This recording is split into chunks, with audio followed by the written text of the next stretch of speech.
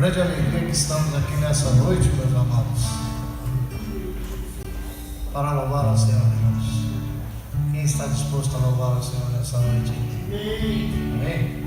Então vamos louvá-lo, porque Ele é digno de todo louvor, de toda a nossa honra, de toda a nossa exaltação. Amém?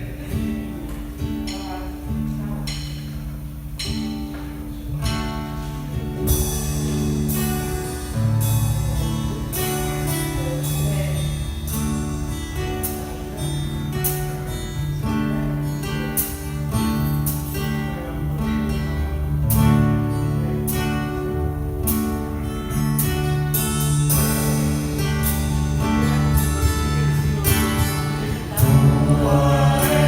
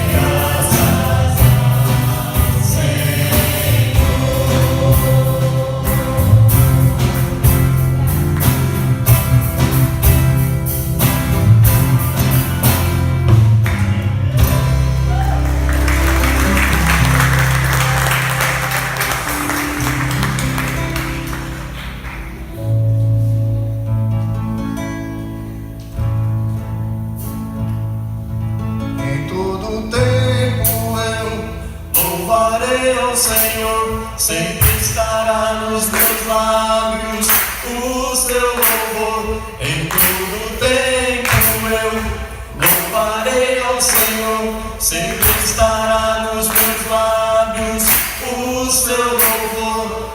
Alegrar-se-á no Senhor a minha alma.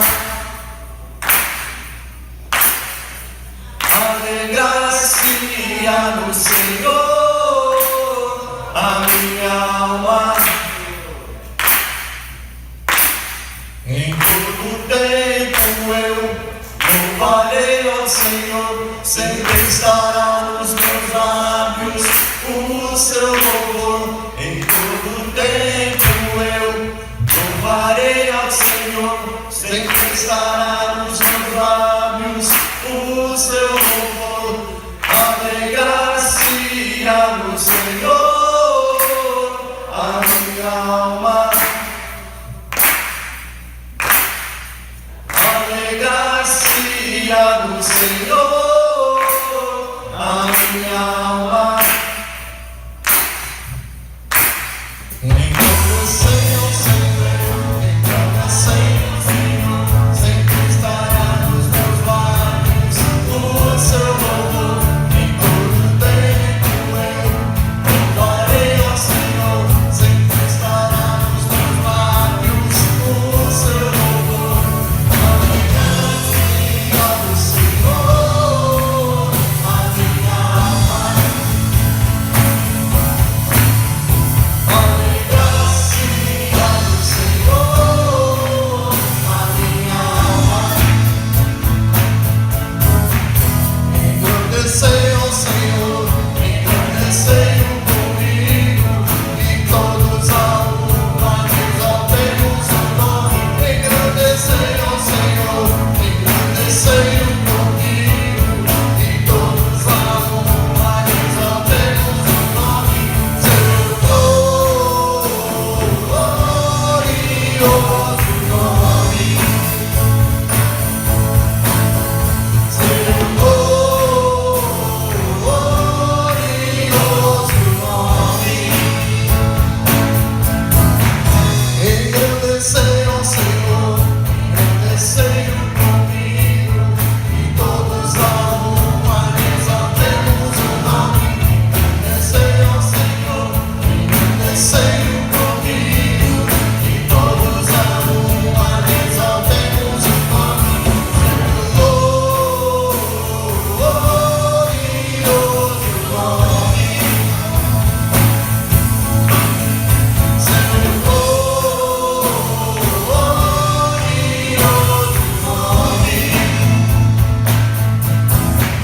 Em todo tempo eu louvarei ao Senhor, sempre estará nos meus lábios o seu louvor.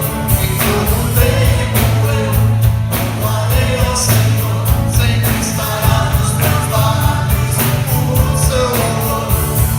Alegrar-se-á no Senhor a minha alma. Alegrar-se-á no Senhor a minha alma. Engrandecei ao Senhor, engrandecei-o comigo, e todos a uma exaltemos o nome. Engrandecei ao Senhor, engrandecei-o comigo, e todos a uma exaltemos o nome. Seu glorioso nome. Seu glorioso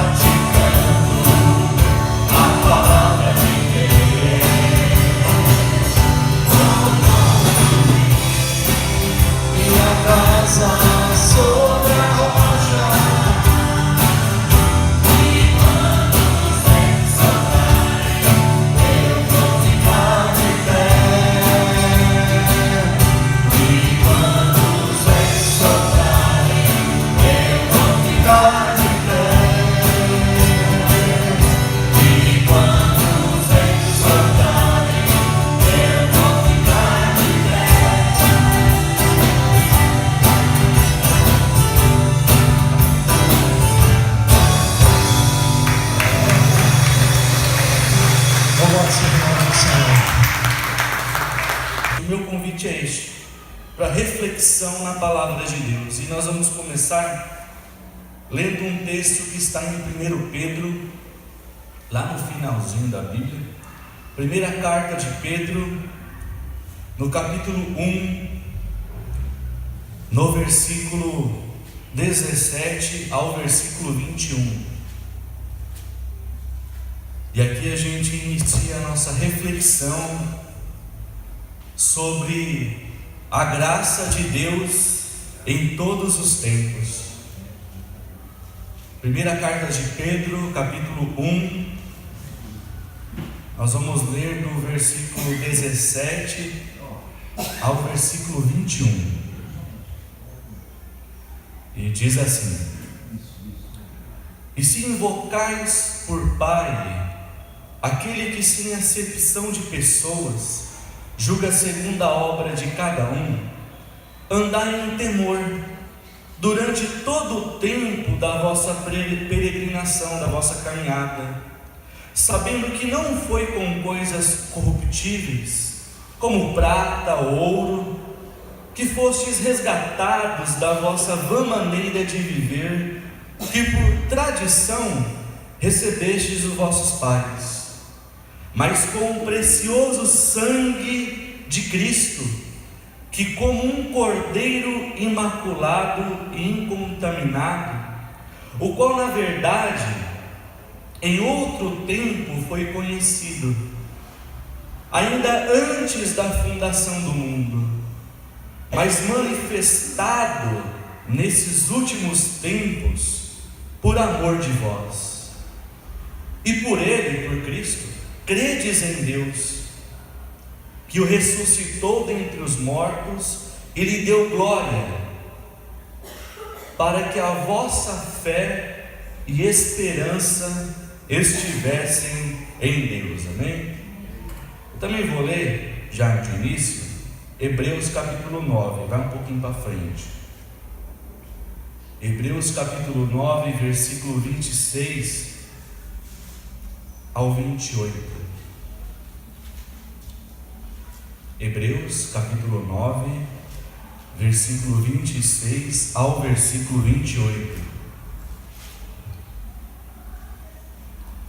Diz assim: De outra maneira, lhe fora necessário padecer por muitas vezes desde a fundação do mundo, mas agora, na consumação dos séculos, uma vez se manifestou para aniquilar o pecado pelo sacrifício de si mesmo. E como aos homens está ordenado morrerem uma vez, vindo depois disso o juízo, assim também Cristo, oferecendo-se uma vez para tirar o pecado de muitos, aparecerá segunda vez sem pecado aos que o esperam para a salvação. Amém, irmãos? Esses dois textos têm uma semelhança, que fala que Cristo é, ou foi conhecido, foi manifesto desde antes da fundação do mundo, ou desde a fundação do mundo. É comum a gente ouvir uma expressão nos movimentos evangélicos que é a seguinte: de que nós estamos vivendo o tempo da graça. Quem já ouviu essa frase? É comum. Eu, há 17 anos, ouço isso. É normal. De que nós estamos vivendo o tempo da graça. E dá a entender essa frase, essa expressão, dá a entender que antes da encarnação de Jesus não houvesse graça, era só juízo ou só justiça. como se o Deus do Antigo Testamento, o Deus que foi exposto no Antigo Testamento, não tivesse agido com graça. E isso porque a religião ou a religiosidade humana não consegue ver a graça de Deus nos atos de juízo divino. Um exemplo: o dilúvio.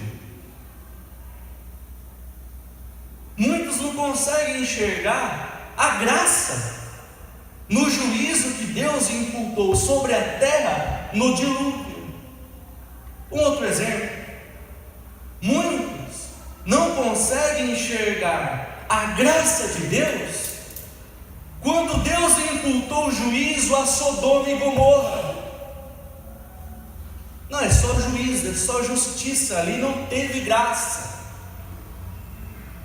Todos os atos de Deus, Deus age sobre a graça, até nos atos de juízo ou de justiça, porque os juízos de Deus, ou as pessoas que sofreram ou que sofrem o juízo de Deus ou a justiça de Deus, nada mais é do que essas pessoas estão colhendo aquilo que elas plantaram. Em Gálatas, no capítulo 6, no versículo 7 e 9, diz assim: não erreis, Deus não se deixa escarnecer, porque tudo que o homem semear, isso também ceifará. Porque o que semeia na sua carne, da carne vai colher a corrupção, mas o que semeia no Espírito, e aqui se refere ao Espírito Santo, do Espírito vai colher a vida eterna. Ele completa o texto dizendo: e não nos cansemos de fazer o bem, porque ao seu tempo vamos colher, se não houver desistido ou desfalecido. Então, quando Deus imputa um juízo, como o exemplo do dilúvio, nada mais foi do que a colheita daquilo que as pessoas naquele tempo, nada mais era do que a colheita do que as pessoas naquele tempo haviam plantado. Porque antes do dilúvio diz que se multiplicou a iniquidade, a maldade do pensamento das pessoas se multiplicou, e Deus retirou do homem o seu espírito e se arrependeu. Então veio o processo do dilúvio. E por que eu digo um processo? Porque da decisão de Deus, ao imputar o juízo do dilúvio até o dilúvio de fato acontecer, foram 100 anos de construção da arca. Então foi um processo. O mundo ainda teve 100 anos de oportunidade para se arrepender. Olha a graça de Deus, sempre dando uma chance, sempre dando uma segunda chance. Em Sodoma e Gomorra não foi diferente. Eles colheram aquilo que, com os atos, com as atitudes, com a maneira de viver, eles tinham plantado. Sodoma e Gomorra. E ainda assim não houve graça, porque Abraão, sobrinho de Ló, que morava em Sodoma e Gomorra, intercedeu pelos moradores da cidade, dizendo: Deus, se houver tantos justos, por favor, Deus, poupe a cidade. E Deus respondia a Abraão: Abraão, vou poupar. Se tiver tantos justos, a cidade não vai sofrer. E foi aquela luta de intercessão, Abraão com Deus, e Deus se mostrando misericordioso. Só que é inevitável, como em Gálatas: não erreis, Deus não se deixa escarnecer. O que o homem plantar, ele vai colher. Se plantar na carne, vai colher a corrupção ou a morte eterna. Se plantar no Espírito, vai colher a vida eterna. Então, os atos de juízo de Deus nada mais é do que a colheita daquilo que as pessoas plantam. Um exemplo, o que é semear na carne? Lá em Gálatas também fala, Gálatas 5:9, no versículo 19 e 21. O que é semear na carne? Gálatas 5, 19 ao 21 diz assim: porque as obras da carne são manifestas, as quais são adultério, fornicação, impureza, lascívia, idolatria, feitiçaria, inimizade, porfia, emulações, iras, pelejas, dissensões, heresias, inveja, homicídio, bebedice, glutonaria. Aí aqui diz assim: e coisas semelhantes a essas, acerca das quais eu vos declaro, como já antes disse, que os que tais coisas cometem não herdarão o reino de Deus. Aí aqui eu deixo até um exercício para você. Você viu que a lista é grande, né? E às vezes a palavra usada tem vários sinônimos, vários significados, você vai encaixando no texto.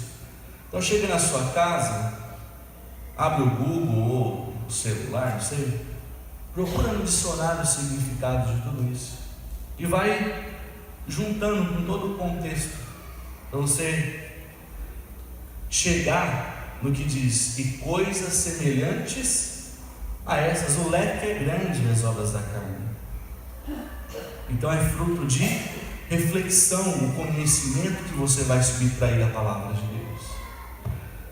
Então, semeou na carne, porque tais coisas cometem não herdarão o reino de Deus.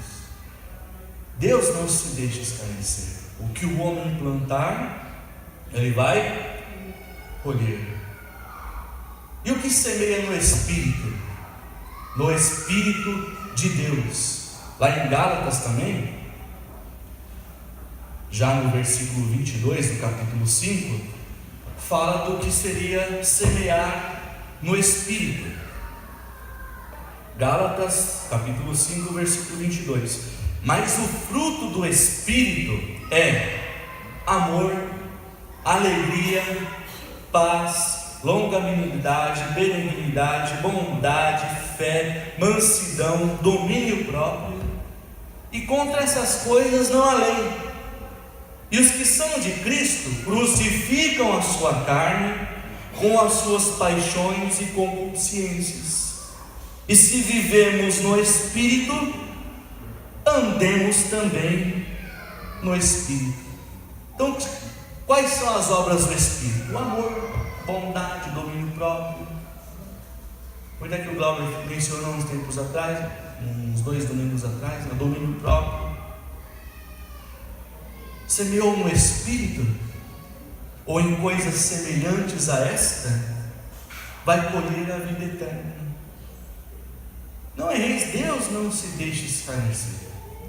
O que o homem semear, ele vai colher.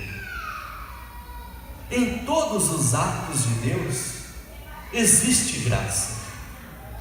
Em todos os atos de Deus existe graça. Vou te dar alguns exemplos. Lá no princípio, em Gênesis capítulo 3, no versículo 21 ao 23, é um dos primeiros atos de Deus de agir com graça, ou de agir com um favor ao qual aquele que recebe não merece. Isso é graça. Um favor que recebemos de Deus imerecidamente. Adão e Eva, Deus criou, colocou no jardim do Éden e disse: olha, cuida de toda a minha criação, dá nome aos animais, cuida da terra. E Deus disse: olha, de todo fruto que a terra produzir e que é comestível, é para o deleite de vocês, é para a alegria de vocês. Comam, dominem sobre toda a criação. Só que olha, daquela árvore, daquele fruto, você não vai comer, o do conhecimento do bem e do mal.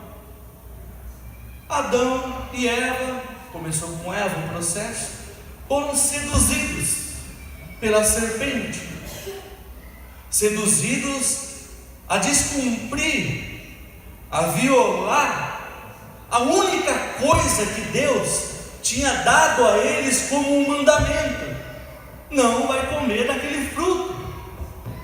E veio a serpente seduzindo com palavras persuasivas e mostrando o fruto, e aquele olho vai enchendo, a boca vai salivando, né? Até que chega na consumação. Eva come do fruto, dá ao seu marido Adão, e ali eles violam um pedido de Deus, e ali a natureza do pecado vem sobre a vida do homem. A corrupção, a degeneração da alma, do espírito, do corpo, porque até então eles eram eternos. Para eles não existia o tempo, porque eles eram eternos com Deus. Só que no pecado vem a degeneração do corpo, da alma e do espírito. E Deus dá várias sentenças, né, ao homem e à mulher. E no final diz assim, Gênesis 3, 21 ao 23: E fez o Senhor Deus a Adão e a sua mulher túnicas de peles, e os vestiu. Então disse o Senhor Deus: Eis que o homem é como um de nós, sabendo o bem e o mal. Ora, para que não estenda a sua mão e tome também da árvore da vida, e coma, e vive eternamente, o Senhor Deus os lançou fora do jardim, para lavrar a terra que havia tomado. E fez Deus túnicas, e vestiu, cobriu a vergonha de Adão e de Eva. Aqui, um dos primeiros atos de graça de Deus, de favor imerecido ao homem. É a primeira tipificação de Jesus no Antigo Testamento. É a primeira figura do animal sendo sacrificado, para que através do seu sacrifício a vergonha, o pecado fosse coberto aos olhos de Deus. E Deus fez túnicas e vestiu Adão e vestiu Eva. A primeira tipificação de Jesus. O animal sem culpa, sem nada a ver com a história, foi morto para cobrir a vergonha do homem. Que nós lemos no início, em Hebreus e em Pedro, que nos tempos antigos ele foi conhecido através de muitas maneiras, e nos últimos dias, nos dias em que Deus encarnou na pessoa de Jesus, por amor de nós. Olha a graça de Deus no Antigo Testamento, Deus se manifestando, cobrindo a vergonha humana, uma tipificação, uma figura do que Ele faria na pessoa de Jesus Cristo, porque todo aquele que nele crer, todo aquele que em Jesus crer, não morrerá, mas viverá eternamente. Amém, Deus? Mais um exemplo da graça de Deus nos tempos antigos é a história da vida de José. José, filho de Jacó, um dos, filhos de Jacó. A história dele começa mais ou menos em Gênesis capítulo 37 e vai até o final de Gênesis. José é uma prova do que é viver a graça de Deus e do que é provar da graça de Deus. José até então era o 11º filho de Jacó, o mais novo.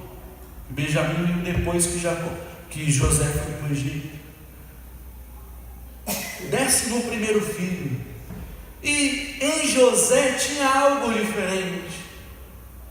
Em José, Deus tinha um plano diferente.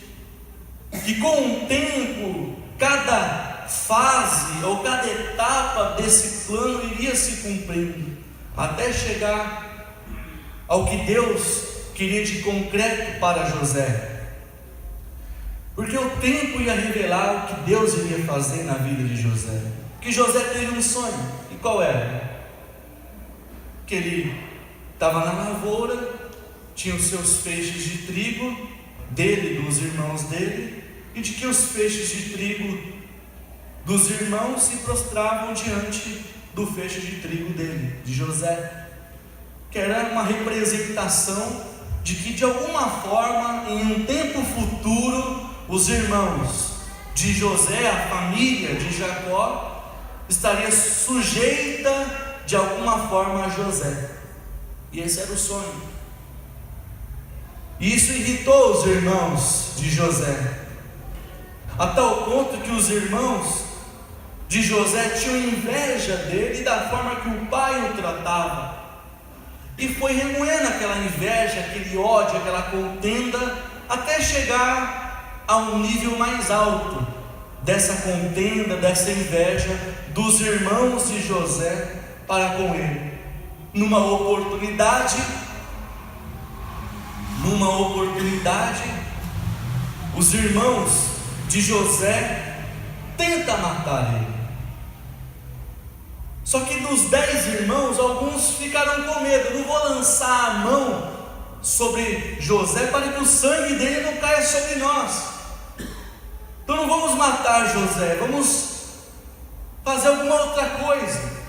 Passava um mercador ali, vamos vender José como escravo. E José, naquele momento de contenda, de discórdia, de vingança dos irmãos dele para com ele, José, ele é vendido como um escravo a um mercador, que posteriormente o levou ao Egito. Até aqui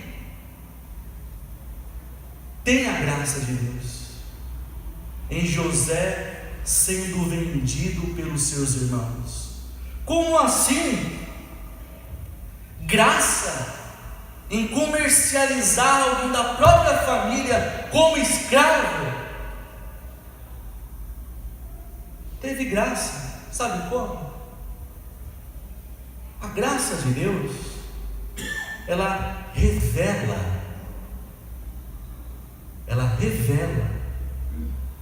os desígnios do coração do homem.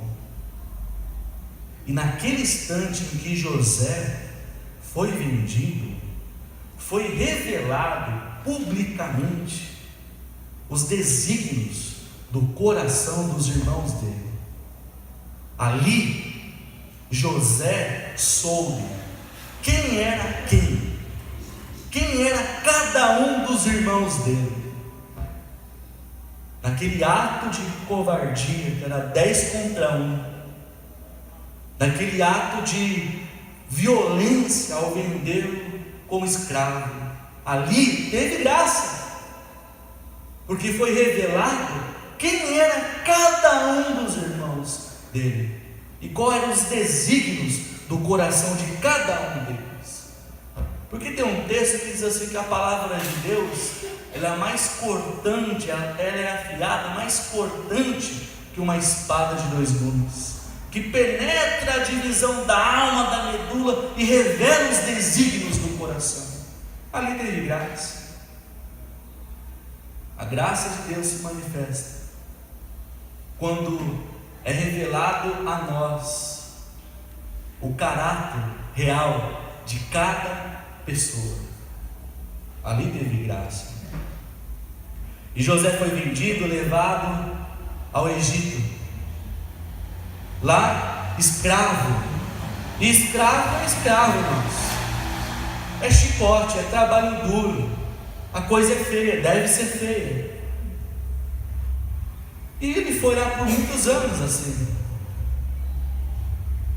Até que, ao decorrer do tempo, por José se manter fiel a Deus, fiel à vontade de Deus, fiel àquilo que ele tinha no coração dele para com Deus, Deus foi honrando José. E mesmo sendo escravo, ele foi prosperando na casa do seu senhor Potifar. Até que ao decorrer de alguns anos ele se tornou o governante da casa de Potifar. E Potifar confiava nele. Delegou a autoridade para José decidir sobre todos os assuntos da casa. Porque Potifar via que em José tudo o que ele fazia prosperava. E Potifar só falou uma coisa: José, uma coisa você não vai fazer, sobre uma coisa você não manda na minha casa, é sobre a minha mulher. Ela, você não rela mão, porque ela é minha mulher. Só que a mulher de Potifar era assanhada, gostava de fazer coisa errada. E num momento, porque ela foi se sentindo atraída por José, porque como pode um escravo prosperar tanto na terra do Egito? Como pode um escravo enriquecer tanto os bens do meu marido, multiplicar tanto os bens do meu marido? E ela foi, igual o processo de sedução de Adão e Eva, foi olhando, o olho foi enchendo, a boca salivando, até que um dia José foi assediado pela mulher de Potifar. E a coisa parece que foi tão intensa que José, temendo a Deus no seu coração, ele sai correndo e deixa a roupa para trás. Ou seja, José, para não se deitar com a mulher de Potifar, ele sai pelado, nu, com a mão no bolso. Sai correndo, pelado. E está escrito, é só você ler. Ele sai correndo pelado, no desespero. Meu Deus, não posso cometer algo contra você, e muito menos contra o meu Deus, se eu me deitar com você, com uma mulher que não é minha, com a mulher que é do meu patrão. E saiu correndo. E até nisso, em José sair correndo para não pecar contra Deus, até nisso teve graça. Como assim, pastor? Como assim, irmão? Teve graça? Sim, irmãos. José foi a prova de que num mundo corrupto como era o Egito, num mundo onde se existia muitos deuses a serem adorados, como no Egito, José provou que em um mundo onde ele era um estrangeiro, porque José não pertencia ao Egito, ainda que estava lá e prosperando, indo bem, mesmo como escravo, José mostrou uma coisa, que ainda no mundo em que não se fala do único e verdadeiro Deus, ainda que a corrupção é grande, é possível fazer a vontade de Deus. Não é muito diferente, irmãos. Hoje a coisa é feia, não é? Hoje a coisa é feia. Tudo tem corrupção. Tudo tem corrupção. Tudo. José não é diferente de nós, porque nós somos estrangeiros nessa terra. Eu estou aqui, mas eu não sou daqui. Você está aqui, mas você não é daqui. Nós somos peregrinos, forasteiros, porque a nossa verdadeira cidade é a que Jesus disse: eu vou para o Pai vos preparar morada. A nossa casa, a nossa morada definitiva é a eternidade com Deus. E se você permitir, se você quiser, enquanto você viver neste mundo, você vai viver a graça de Deus. A graça de Deus. José saiu correndo, fugindo, e ainda se deu mal, coitado, porque a mulher de Potifar estava com a roupa dele, chegou no marido e falou: marido, ó, como ela não foi rejeitada, né? Ali o ânimo dela deve ter ficado: como pode um escravo me rejeitar? Fui rejeitada por um escravo. A raiva foi grande. O que ela fez? Estava com a roupa de José, falou: Potifar, o seu empregado, esse escravo, me assediou, tentou deitar comigo. Aqui a roupa dele, aqui, ó, saiu correndo pelado. Eu me neguei a me deitar com ele. A roupa dele aqui. E José nessa foi preso.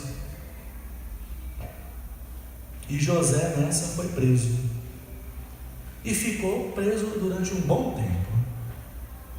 Só que quando se vive a graça de Deus, a graça de Deus é independente do lugar. Até na cadeia José foi prosperando. Ele se tornou o chefe dos presos e administrador da prisão. Pôs ordem na casa, no presídio. Pôs ordem lá. E nesse período que ele ficou lá, tudo foi muito bem no presídio, que José virou administrador dos presos. Que a graça de Deus é independente do lugar. A graça de Deus é na vida da pessoa, no coração da pessoa. Então, onde você for, a graça de Deus vai junto com você. E nessa ele revelou 2 sonhos, um do copeiro e um do padeiro, do cozinheiro, do faraó. E os sonhos, José interpretou, falou o significado dos sonhos para ambos, e se cumpriu. E se passou mais um tempo, um foi morto e o outro voltou para o cargo antigo, diante do rei. Olha a graça de Deus preparando o caminho das coisas.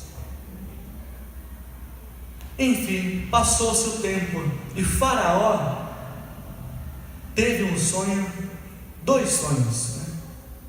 Um com o mesmo significado do outro. E esse sonho atormentava Faraó, e nenhum dos magos do Egito conseguia trazer o significado, trazer a interpretação daqueles sonhos. E qual era o sonho? 7 vacas gordas, bonitas, pastos bonitos, e aquelas 7 vacas comendo e se alimentando, se fartando. E depois vinham 7 vacas magras, feias, horrendas, e comia, devorava as 7 vacas gordas. O outro sonho era das espigas de milho, 7 espigas de milho bonita, formosa, olha, um bom curau, né? Uma boa polenta, uma boa pamonha, 7 espigas lindas, e depois vinham 7 espigas feias, horrendas, que devorava as espigas bonitas e formosas e boas. Faraó, mas o que isso quer dizer? E os magos batendo cabeça lá também não sabiam o significado. E aquele que servia ao rei, o copeiro do rei, que tinha ficado com José na prisão, que foi revelado o significado do sonho e foi restituído o cargo, falou ao faraó: eu estava lá na prisão e lá tem um rapaz que falou o significado do meu sonho, e o que ele falou aconteceu. Por isso eu estou aqui agora servindo você, servindo o Senhor, faraó. O faraó não perdeu tempo, porque já tinha recorrido aos magos, já tinha recorrido aos sacerdotes da época. Chama esse rapaz e traz ele para mim. E chamaram José da cadeia à sala do trono. E Faraó conta os sonhos. E José usa termos. Fala: olha, o Faraó, Deus, ele atribui a Deus, Deus me fará saber o que quer dizer. Deus vai nos dar a interpretação, o significado de tudo isso. E quer dizer o seguinte, Faraó: 7 vacas gordas e 7 espigas bonitas são 7 anos de muita fartura, muita prosperidade que nunca antes o Egito viu. Vai ser 7 anos maravilhosos. E as 7 vacas magras e 7 espigas feias lá são 7 anos de muita fome e escassez que vai vir sobre toda a terra e sobre toda a terra do Egito. Então, Faraó, administra bem os 7 anos da vaca gorda, administra bem os 7 anos da prosperidade, porque tudo que você guardar, administrar, vai ser para suprir os anos de escassez, de miséria, de falta que vai vir sobre a terra, sobre toda a terra. Então Deus está avisando você, Faraó: administra bem, porque a coisa vai ficar feia daqui um pouco. E Faraó olhou e falou: e agora? Quem eu vou confiar o governo do Egito para administrar 7 anos de prosperidade, de tal forma que quando vir a fome, não sejamos pegos de surpresa ou venhamos sofrer a miséria e a fome? Porque os sacerdotes e os magos não tiveram nem a capacidade de trazer o significado do sonho, quanto mais de me ajudar a administrar os 7 anos de bonança.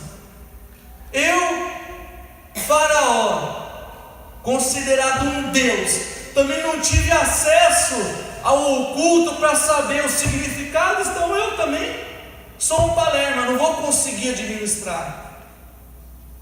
Aí ele olha para José: fala: José, já que você teve a inspiração do seu Deus, né, para trazer o significado desses sonhos, é você que vai administrar os 7 anos de bonança para suprir a terra do Egito nos 7 anos de fome. E ali Deus mostrou mais uma vez a graça. Um escravo vendido pelos irmãos por causa da inveja, um escravo preso injustamente, preso por se negar a fazer o que era mal e praticar o que era justo. Ali José, um homem de aflições injustas por causa da maldade daqueles que o cercavam, José, um escravo, se torna o governador do Egito. É graça. Se não for graça, me diz o que é. É graça de Deus na vida de um homem justo. E o propósito era muito maior, porque a fome viria sobre toda a terra.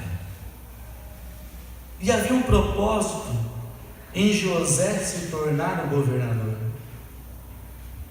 Porque quando veio a fome, quando veio a miséria, a desgraça sobre toda a terra, quem veio procurar comida no Egito?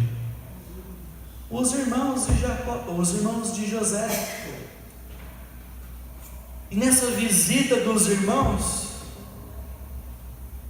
José percebeu e reconheceu os seus irmãos. E ele tem todo um processo até acontecer o reencontro, né? José engana os irmãos, colocando um objeto de valor na bolsa dos irmãos. E tem todo aquele processo. Mas depois de todo esse processo, esse vai e vem, né? De José provando os seus irmãos, José, ele se revela aos seus irmãos. José acolhe toda a família de seu pai, que na época o clã de Jacó tinha mais ou menos 70 pessoas, e acolhe toda a sua família no período de miséria e de fome, esquecendo a traição, esquecendo a injustiça, esquecendo todo o mal que os seus irmãos haviam feito com ele e com o pai dele, que sofria muito, imaginando a morte do seu filho. E José acolhe os seus irmãos e supre toda a sua família. E de José, dos 70 que entraram no Egito, depois de 400 anos, vira mais de 2 milhões de pessoas que Moisés tira do Egito. Graça de Deus, irmãos. Sabe como? A graça de Deus na vida de José, em perdoar aqueles que havia ofendido ele. Não foi a oração do Pai Nosso? Pai, me perdoa, assim como eu tenho perdoado os meus. É graça, irmãos. É graça. Ele perdoou os seus irmãos, acolheu no momento da aflição. E daí Deus cumpriu a promessa feita a Abraão, né? Que a descendência dele seria como a areia do mar e as estrelas dos céus. Não se poderia contar. Quando o povo saiu do Egito com Moisés, muita gente. É graça. A graça de Deus, em todos os atos de Deus existe graça.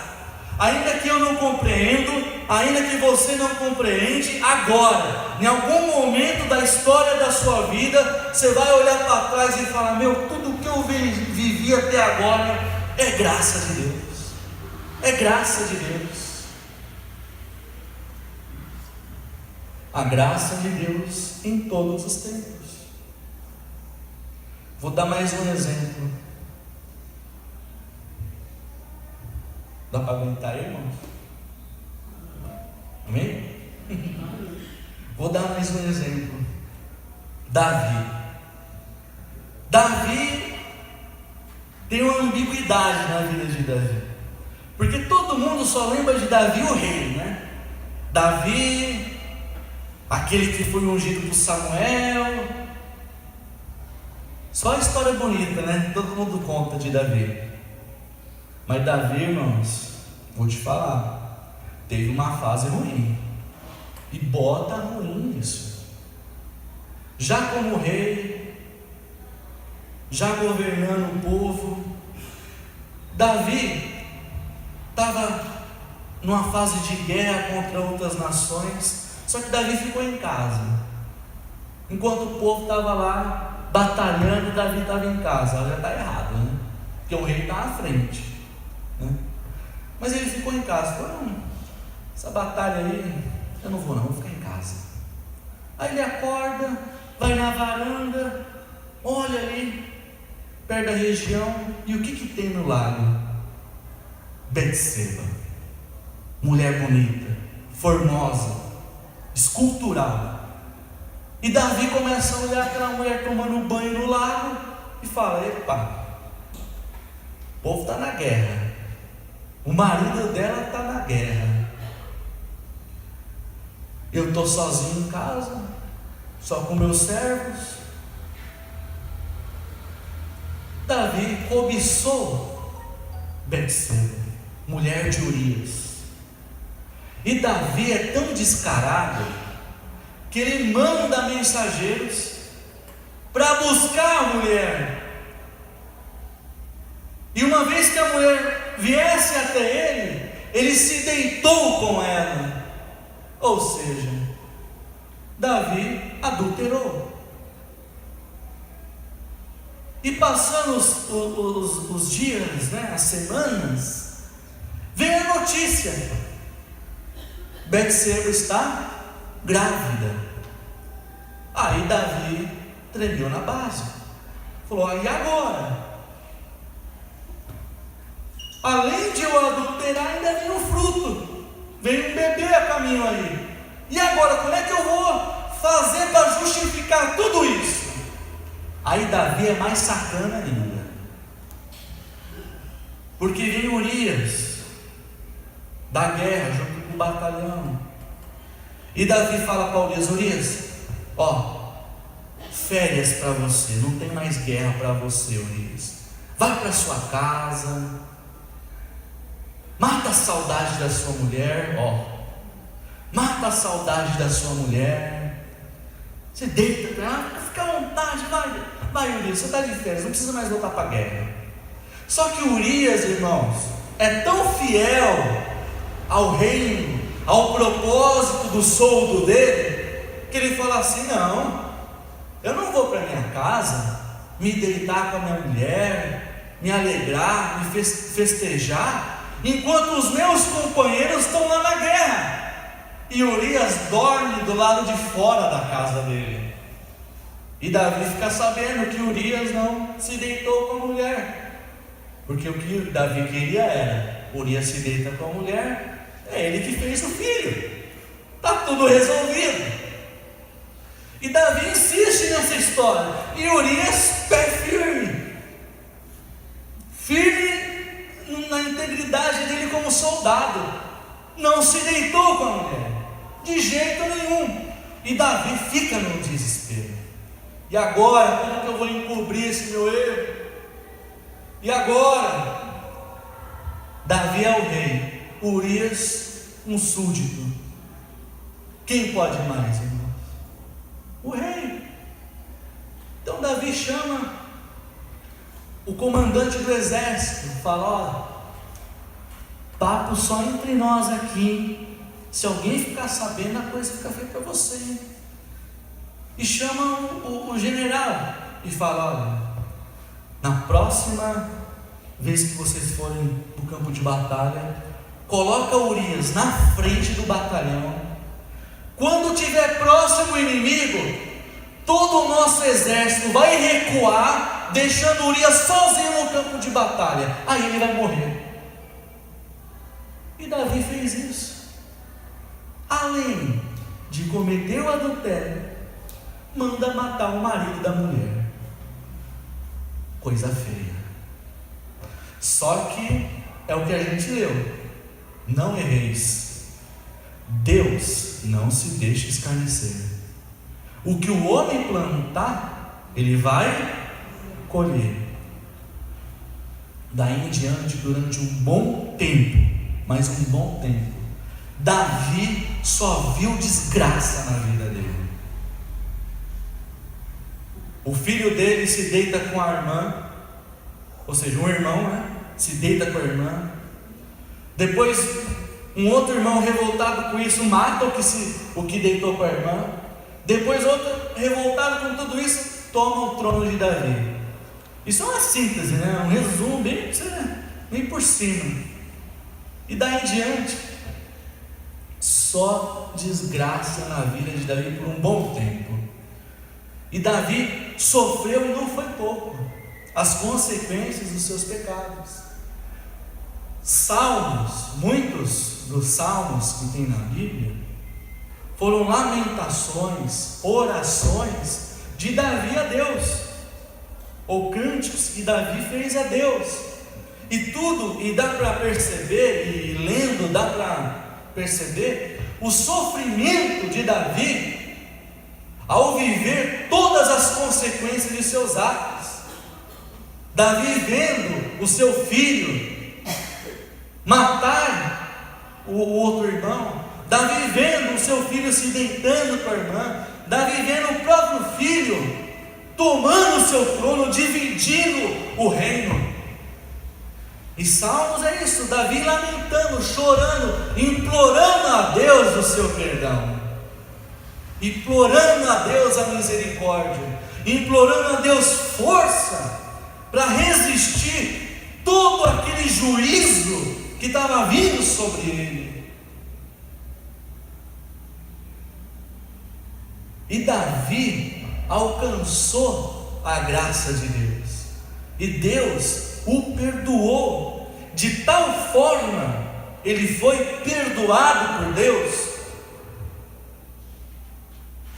que a promessa do Messias veio para que da descendência de Davi o Salvador Jesus nascesse.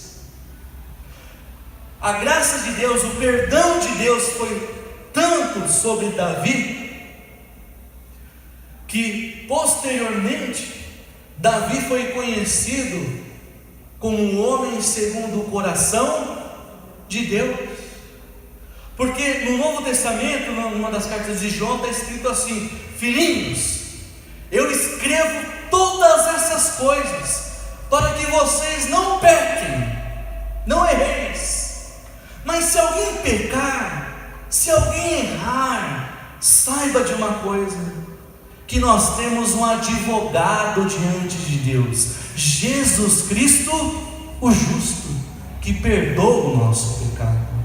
Davi viveu a graça de Deus, não sendo um rei, não sendo um homem de grande poder, de grandes conquistas. A graça de Deus na vida de Davi foi em receber o perdão de Deus de seus pecados, e ainda sendo um pecador reconhecido como um homem segundo o coração de Deus. A graça de Deus está em lavar o homem dos seus pecados, em cobrir o homem das suas vergonhas, e fazer o homem, não diante dos outros homens, um homem poderoso, mas fazer diante de Deus alguém salvo, perdoado, alguém que está com o nome escrito no livro da vida.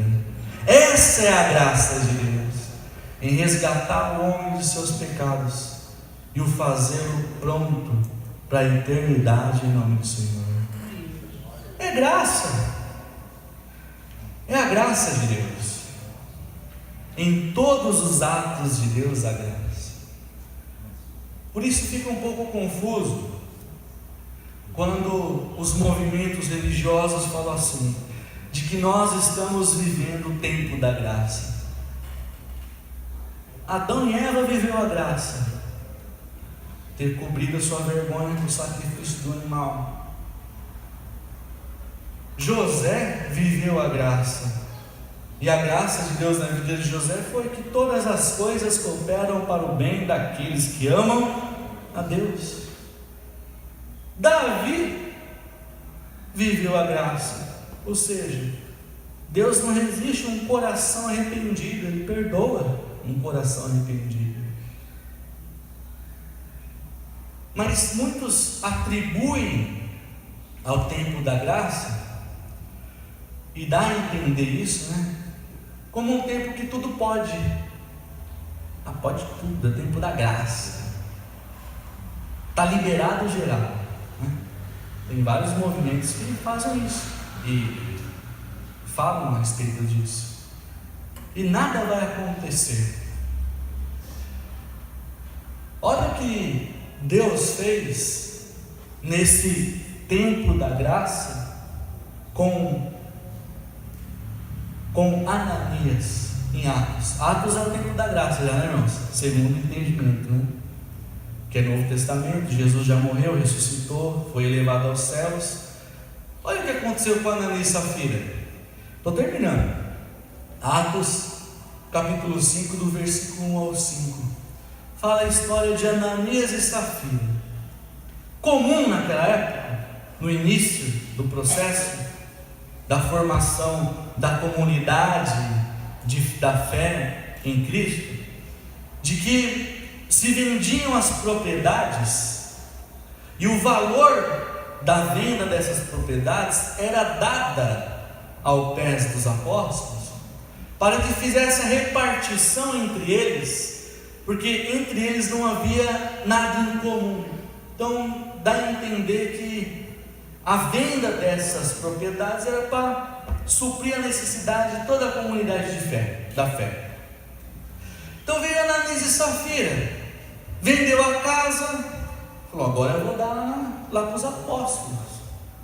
Só que Ananias fala assim: eu não vou dar o valor total, eu vou pegar uma parte para mim, só que eu vou levar para os apóstolos e dizer que eu estou dando tudo, o valor integral. E ele faz isso. E Pedro, na inspiração do Espírito Santo, fala: Ananias, por que encheu Satanás o teu coração para que mentisse ao Espírito Santo e retivesse parte do valor da propriedade? Guardando não ficava para você? Não era seu? Vendida não estava no seu poder? Por que você formou no teu coração esse desígnio mal e mentiu ao Espírito Santo? Porque você não está mentindo para nós. E tendo Pedro falado essas palavras, Ananias caiu e expirou, morreu. No tempo da graça, de alguma forma, se imputou um ato de juízo de Deus. Não porque a história aqui não é dinheiro, a história aqui é motivação, porque ele deu uma parte dizendo que era o valor completo. Se ele tivesse dado 0,1 centavo e dizendo: olha, eu estou dando isso, não teria problema. Agora ele deu 0,1 centavo, falando: olha, só tem isso, sendo que no bolso dele estava todo o resto. O problema não foi valores, porque Deus não precisa de dinheiro, quem precisa somos nós. O problema aqui foi a motivação do coração de Ananias. Por que você mentiu ao Espírito Santo? O dinheiro era seu, você podia fazer o que você quiser, Ananias. Era só falar a verdade. Não é o que nós sempre ouvimos? Deus só lida com a verdade. Deus não está ligando para a aparência.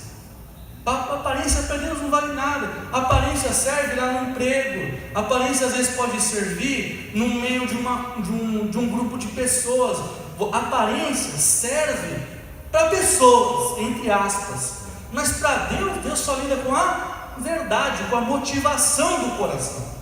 E a motivação dele é errada. Ele caiu e expirou. Caiu, aí a interpretação pode ser infinita. Ele pode ter ouvido Pedro, dado as costas, tropeçou, bateu a cabeça, caiu, morreu. Ouvindo um mal súbito, morreu. Não sabe, mas se sabe ali que foi imputado na justiça, porque o desígnio do coração dele era mau, ao mentir ao Espírito Santo. E um grande temor veio sobre todos que viram. Olha a graça de Deus.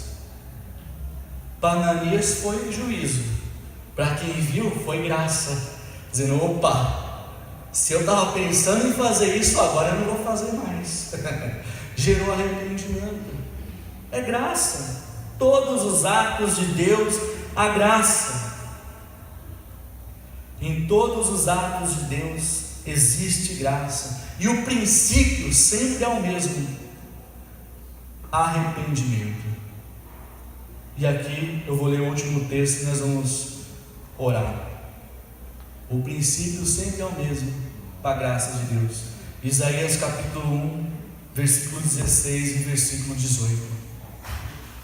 Lavai-vos, purificai-vos, tirai a maldade de vossos atos diante de meus olhos. Cessai de fazer o mal, aprendei a fazer o bem, procurai o que é justo, ajudai o oprimido, fazei justiça ao órfão, tratai a causa das viúvas. Aqui está relacionado à prática de fazer o bem ao próximo. Vinde então, diz o Senhor, ainda que os vossos pecados sejam como escarlata, eles se tornarão brancos como a neve. Ainda que sejam vermelhos como o carmesim, se tornarão brancos como a lã. O princípio sempre é o mesmo, para a graça de Deus: arrependimento. Que João Batista veio pregando: arrependei-vos, porque é chegado a vós o reino de Deus. A graça de Deus em todos os tempos, o qual na verdade em outro tempo foi conhecido, Jesus, ainda antes da fundação do mundo, mas nesses últimos dias Ele veio e encarnou, morreu na cruz, ressuscitou, ascendeu aos céus e em breve virá buscar aqueles que o esperam. Amém, irmãos? Vamos aplaudir a palavra de Deus.